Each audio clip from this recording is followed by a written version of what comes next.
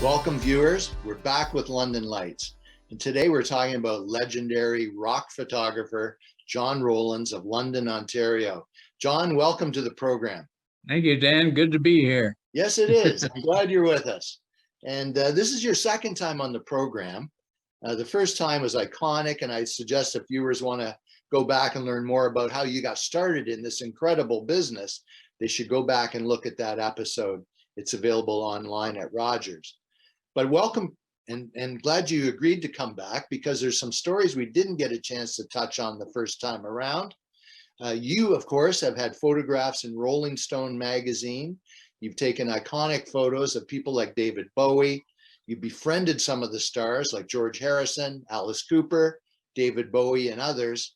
And you just have a fascinating life. Every time I sit down with you, regardless of what it's about, I'm in awe because I love hearing these stories. So let's get started. Great. Good to be here with the stories and the backstories and all the entertainment news that I can muster up. I'll repeat for you today. So, all right. Well, thank you. So we recently lost Lisa Marie Presley. She was the daughter, the only daughter of the king. She died young. She died before her mother, unexpectedly. Right. I know you took photographs of Elvis Presley. And what's your take on the whole Lisa Marie story? Well, it's tragic. It's circumstantial to having a cardiac arrest, and she fell down on the sidewalk, I understand, and died of a heart attack, which, is anybody's guess how it happened or what had built up in her life. I understand she was on television the night before and all was normal. My friend James Burton, the Elvis guitar player, was starting to play gigs with her in the U.S., and I heard from him that he was going on the road with Lisa Marie, but whether that ever happened, I don't know. But nonetheless, Michael Jackson's wife and the daughter of Elvis Presley is now gone, and it's very sad. It is very sad, and I think the saddest part for me is I just see a lot of unhappiness in her life, and I think it's a very tragic story all around. Now, we didn't lose her. We lost Jeff Beck recently. Of course, he was considered one of the guitar gods. Rolling Stone had his song in the top 100 of the greatest guitar songs of all time. Did you photograph Jeff Beck? Yeah, I photographed Jeff in several situations. Massey Hall in Toronto, Maple Leaf Gardens in Toronto, and he also played instrumentation for the San Diego Monte Carlo race that they have every year. And I went down to see the stage there where he was playing, because I'm not a big race car buff, but wanted to see Jeff perform. He had a stage across from the track, separated the crowd from the stage, and he performed there. So, and one of my best pictures I have of Jeff was after a gig at the Massey Hall. He came off the stage and was totally exhausted from the energy put into the rock, jazz, fusion guitar that he played. He slumped down in a chair, put the guitar against the wall, and my friend Michael Watson was there in a big white fedora hat, and that was a classic Jeff Beck. He was a CBS artist at the time. Michael was his host in Toronto, and they got along real well. So it was like three friends in the dressing room, and Jeff gave us this wonderful shot of him, and I compare it to I think Annie Leibovitz did a shot of Keith Richards with a sign about drugs on the wall, and him there drugged out, and here's Jeff doing a cleaned up version. He was just tired, guitar at rest, and Mike Watson there ready to get him into the limousine and back to his hotel. So Well, John, Dire Straits sang that you get money for nothing if you're a rock star. So yeah, yeah. sounds like that wasn't the case. Well, Jeff was also a car buff. He built several hot rods, and I saw three of his cars at the National Hot Rod Center in Fontana, California, Interesting. where Well, Fender yeah, was sponsoring his cars. that's great. Well, he replaced the iconic guitarist Eric Clapton in the Yardbirds, Right. correct? And Yeah. Jimmy Page was in that band as well. And you said, Yeah. told me earlier that he was a session player. And I remember when one of my favorite songs of all time was the Hurdy-Gurdy Man by Donovan. And the guitar on that song just blew my mind. And I later found out that was Jimmy Page, work that he did as a Yeah. session player. Right. And I think in those days, Jimmy was playing a Telecaster. Okay. The rest of his career was with a Les Paul, but in those days he was a session player, a young kid. Yeah, right. Well, you've been around a long time. And I have to tell you, I was quite shocked and surprised when I watched the New Year's Eve shows on TV this year. There was Dolly Parton. She was hosting her own TV show, and Right. 2 years, and I was blown away. She looked great. I don't know how old she is now. She's got to be in her 70s, but she looked Yeah. fantastic. And Yeah. I certainly enjoyed her. You photographed her as well, correct? Well, I was working for RCA in 1968. She was playing out at Treasure Island Gardens. It was the Porter Wagner show featuring Dolly Parton. And she had a mountain of hair up there. And we did all kinds of PR shots because she was going to separate from the Porter Wagner show and get out on her own. So RCA was doing a lot of promo. We lined up a lot of disc jockeys and took pictures with them and things like that. So I have Dolly's life on film through several stages of her with different hairstyles. And there was a period of time where she put on a lot of weight. I don't know why. And now she's dressing well and figures down and looking great. And she's got personality and Dollywood and everything going for her. And now she's resurgence with learning rock songs so she can legitimately in the Rock and Roll Hall of Fame. Oh, right. Well, So great for her. yeah, great for her. The other artist that you were a photographer of and took some incredible photos of and also befriended was David Bowie. And the pictures behind me are pictures that you've taken. Yeah. Did any of your pictures on Bowie appear in Rolling Stone magazine? If they did, I wasn't following Rolling Stone, but in all likelihood, there's a magazine that came out with the Archer on the cover, and I forget the name of it. It's been a big rock magazine, worldwide circulation, and they put David on the front, and iconic Archer picture, which, by the way, David named. When I handed him the contact sheets, he said, "Oh, I'm glad you got the Archer." And that became a famous picture for him. And he called it, because I have his autograph on one copy of it that says, one of my favorite pictures in my career. And another signed picture was for John with respect, David Bowie. So I Wow. was very, very happy and very flattered that he did that. Well, much time has passed since his heyday, and he's no longer with us, sadly. But Yeah. I came across a video on YouTube this week of him during the Ziggy days performing Ziggy Stardust. Yeah. And he just oozed showmanship. He used charisma. He was the ultimate performer. And I'm not sure when you started photographing David Bowie, but was it in the Ziggy days or sometime after? It was during the Station to Station time, 1976. Okay. Was the first time, and 2 times on Isolar 2 tour, which is yeah, what would it be? He was on the cover of David Bowie's Berlin, a tourist magazine that covered him and put him on the cover, and had some follow-up stories of him in Berlin, which was his favorite city. And once again, I was quite flattered to be involved in that. And Well, we took pictures at the show in Berlin as well. So and the Rolling Stones were also a band that you followed when they were on tour between 1965 and the Sticky Finger years, 1975.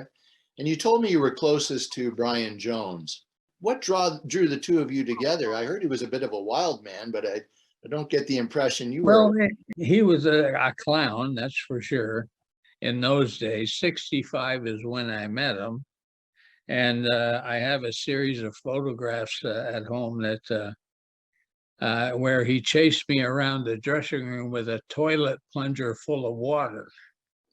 And back in the days when 2 or 3 people were the press contingent in Ottawa, I was lucky enough to be at the press conference, which was in the dressing room before they went on stage.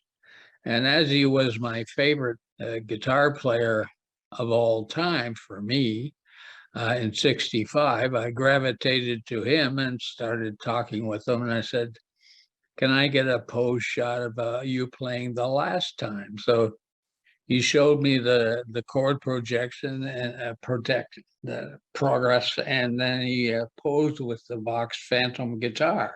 So I have a very rare picture of Brian doing that, and I'm currently thinking about incorporating my business and selling on Facebook to the public. We got a good shipper, we got a good printer, and we're thinking about doing that.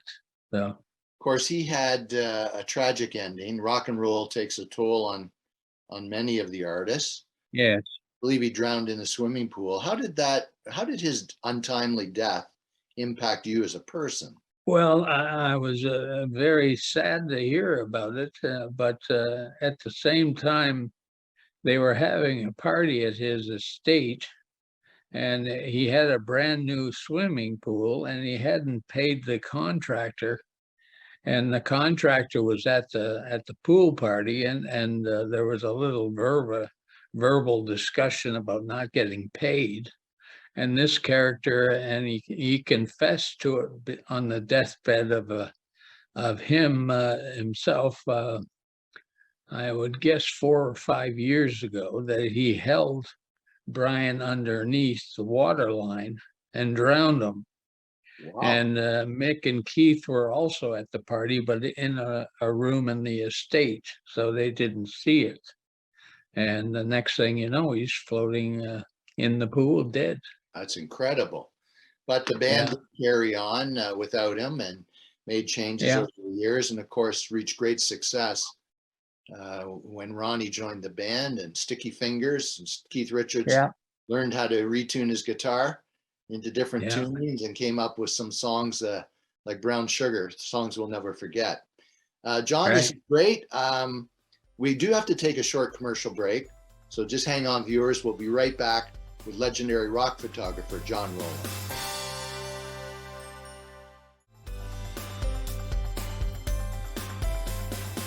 All right, viewers, we're back with legendary rock photographer John Rowlands, now in London, Ontario.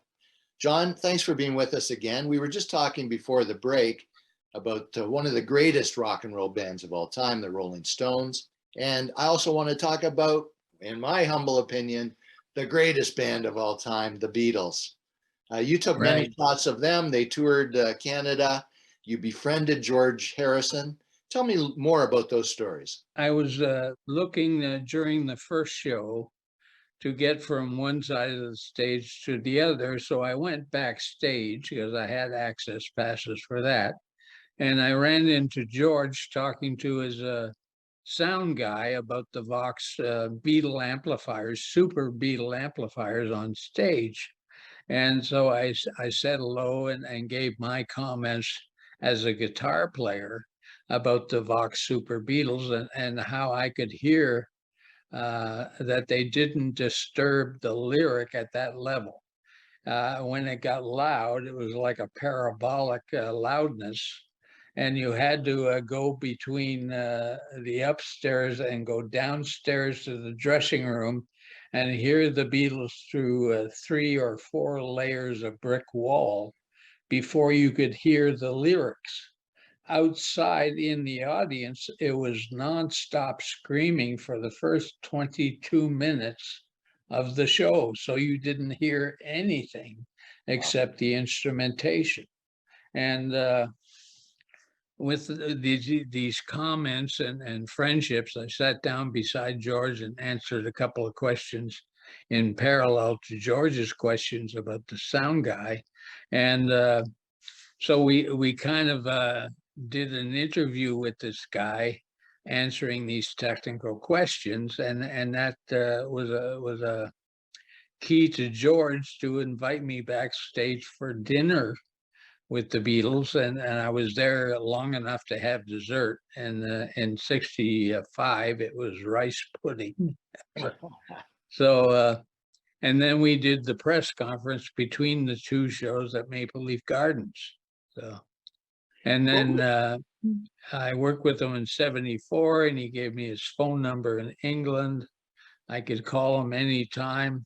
Up until 1995, I had several calls with him that were answered by his secretary and put through to George. In '95, he'd contracted cancer and was going to Sweden for more tests and so on and so forth. And as you know, he passed away in 2002 after this. Somebody broke into his house and attacked him with a knife, and he and his wife Olivia were injured. But and George was thinking the whole time this process was happening to him, this is, my Lord, I'm going to die in my own home by a corrupted fan, somebody that thought he should be dead instead of alive to get in the headlines. So sadly, that's how he went. Yeah, and it shows that, fame and fortune aren't sometimes all they're cracked up to be. There's a dark side to it as well. And can you believe that half the Beatles are gone and McCartney is still out on tour, looking good, sounding good? I don't know where that guy gets his energy, but he obviously loves performing. And this is probably key to the Beatles' existence. Even when John and George were alive, they were regular guys, happened to have enough money to buy nice homes, estates, and cars and whatnot. And when I photographed Danny Harrison at Stagecoach in California, he was telling me about his dad's guitar collection that he inherited. And now he's a performer, and you see any of my pictures, he looks just like his father. Oh, yeah, it's incredible. I love seeing those pictures. We're running short on time. There's a few I really want to touch on. These are maybe a little more, what would I say, exotic performers that are behind the scenes, have made great songs, but they're not as much in the limelight. And one of those is James Leroy, who is a native individual performer from Ottawa. And he did a couple of songs, The Touch of Magic and Up in My Room, something to that effect, that became part of the soundtrack of my life. I love James, but I can't even find his songs on YouTube. I think you can find a documentary about him, which is great. But you photographed him, did you? Yeah, I did some group pictures in Allen Gardens in Toronto, where I had the whole band. And at that time, a friend of mine from school in Ottawa was Frank Collar, was a guitar player, and Gary Como was a guitar player with the band. He was previously in a band called Coyote for Capitol Records, and James, of course, as the rotund big singer in front of the band. And I think Touch of Magic was just released when I did those photographs. So, Well, there's a real sweetness about that man and his yeah, music. And it's some of the best Canadian music that I've heard. And I just don't yeah, think he gets his due. And I'm just real happy we had a chance to even mention him on today's show. Another right, individual people may not know as much, Donnie Iris out of Pittsburgh. I remember hearing him right, first when he was in the Jaggers. He did a great song called The right. Rapper. And then he did Yeah, what I consider one of the top rock and roll songs of all time called Leah, which right. if people want to check it out on YouTube, you'll find out what I'm talking about. This is Donnie Iris. Tell me about him. You photographed him as well, right?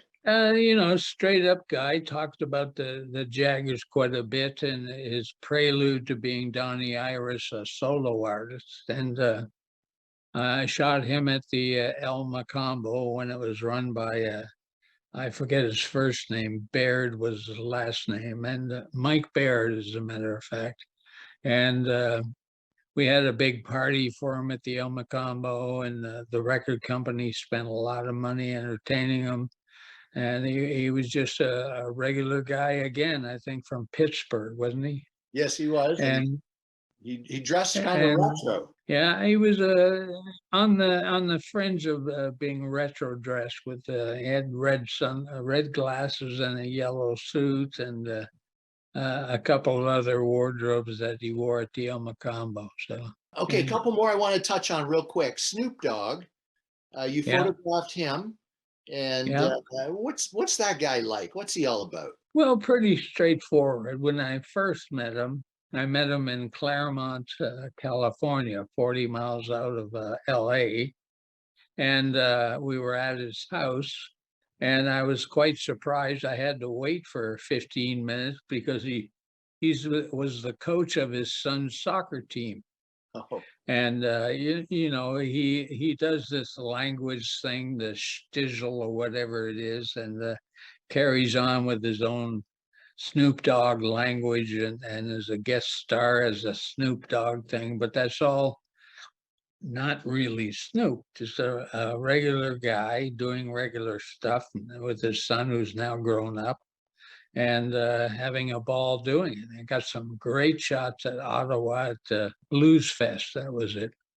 And very colorful shots and kind of guy that says, I'm sorry we didn't get a chance to do pictures to a fan that got backstage, but if you're here at the end of the show, I'll gladly pose. And he actually comes back and is good to his word that he posed with the fan and was a super guy getting along with this fandom. So well, that's great. great guy. Yeah, he seems like a Yeah, real appealing individual, somebody you'd like to yeah, hang out with sometime. yeah, Uh, Leonard Cohen, you've took a lot of shots of him. He's a Canadian icon, and yeah. you currently have an exposition on of your photographs somewhere. Do you want to tell us about that? Yeah, there's 8 pictures of mine on sale and in this exhibit at the Royal Ontario Museum through April of 2023. And I've got those prints for sale on their website. And it shows Leonard at home in 1974 when I showed up in Montreal to shoot a poster for his up and coming European tour in 74 or 5 and checked in with the house address I was told to go to, and the babysitter said, "Well, I'm sorry, but Leonard just had 4 wisdom teeth pulled from his head, and he's asleep." And I had enough budget; I could check into the Queen Elizabeth Hotel, got downtown with the cab, and just put everything in the drawers in the hotel room, stretched out on the bed to relax, and the phone rang, and it was Leonard and said, "Mr. Rowlands, come back. We'll do pictures today." So Wow. I got back up and shot about 400 shots of them, Wow. and a great collection, and talk with Leonard all the time. And we wound up in the kitchen of his place having corn on the cob. So here's a guy just having 4 wisdom teeth extracted, boiling the water for corn on the cob. That's very What Canadian. he had done was he bought 4 units in this lower income area, knocked down the 2 back ones, and had a garden out there, and that's where we found the corn. Oh, wow. So I photographed him with the corn, and then eating the corn in the house. And then after breakfast, he said, let's go. I've got something for you. And we walked to a confection store, variety store, we called them in those days. And he showed me a 1922 copper cash register where you push a button, it goes to ching, and the letters pop up in a window. And it was huge. John, we're almost out of time. Real quick, is All right. Hallelujah, the song by Leonard Cohen, Hallelujah, the greatest Canadian song of all time? Yeah, it's pretty close to some of Gordon Lightfoot's stuff. Yeah, we've Well, that's got great. two really good singers representing us, as well as Anne Murray and Celine Dion. That's of no concern to me right now. But Anne has been great. Celine's been great. I've never photographed Celine, but selling 65,000 albums in Canada before her manager and then her husband broke her in Paris, and she became a worldwide item. So, Well, John, you've covered the greats. I believe I'm speaking to a London legend, and I want to thank you for being with us today. Thanks for sharing these stories. I think I see an episode 3 coming down the road. great. Okay, Dan, I'm around. Stay well, get Thanks well, so my much. friend, and we'll talk soon.